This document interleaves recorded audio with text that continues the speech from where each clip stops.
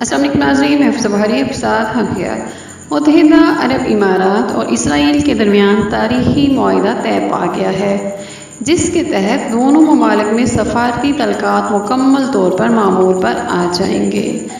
American صدر Trump کا کہنا ہے کہ اسرائیل مقبوضہ غرب اردن کے کچھ علاقوں کا اپنے ساتھ الحاق فی الحال معطل کر رہا ہے۔ دوسری طرف اسرائیل اور عرب امارات کے مشترکہ بیان میں کہا گیا ہے کہ اس تاریخی بریک تھرو سے مشرق وسطیٰ میں امن کو فروغ ملے گا۔ مشترکہ اعلان میں یہ کہا گیا کہ یہ معاہدہ 3 رہنماؤں کی دلیرانہ سفارتکاری اور وژن کا ثبوت ہے۔ ان کا کہنا ہے کہ اس معاہدے سے ثابت ہوتا ہے کہ متحدہ عرب امارات اور اسرائیل ایک نئے راستے پر چلنا چاہتے ہیں، جس سے خطے کی بھرپور صلاحیتیں سامنے آئیں گی۔ عرب نیوز کے مطابق یہ معاہدہ امریکی صدر ڈونلڈ ٹرمپ، ابوظہبی کے ولی عہد شہزادہ شیخ محمد بن زاید اور اسرائیلی وزیر اعظم نیتن یاہو کے درمیان بات چیت کے بعد طے پایا۔ اس طرح متحدہ عرب امارات اور اسرائیل کے ساتھ سفارتی تعلقات رکھنے والا تیسرا عرب ملک بن جائے گا۔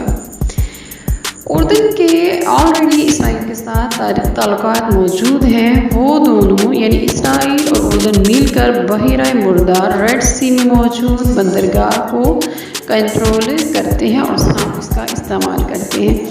فلسطین لبریشن آرگنائزیشن اور اسرائیل نے 1993 میں اور 1995 میں اوسلو معاہدوں پر دستخط کیے تھے۔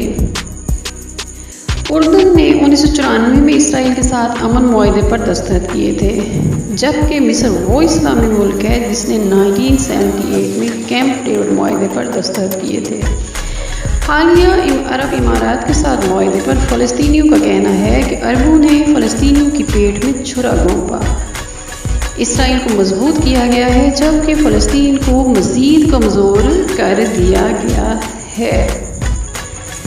پاکستان نے بھی امید ظاہر کی ہے کہ اس معاہدے کے دور رس اثرات سامنے آئیں گے، جبکہ ترکی نے سخت رد عمل کا اظہار کیا اور کہا کہ تاریخ اور خطے کے لوگوں کا ضمیر اسے کبھی نہیں بھولے گا اور متحدہ عرب امارات کے اس منافقانہ رویے کو کبھی بھی نہیں بھول سکے گے۔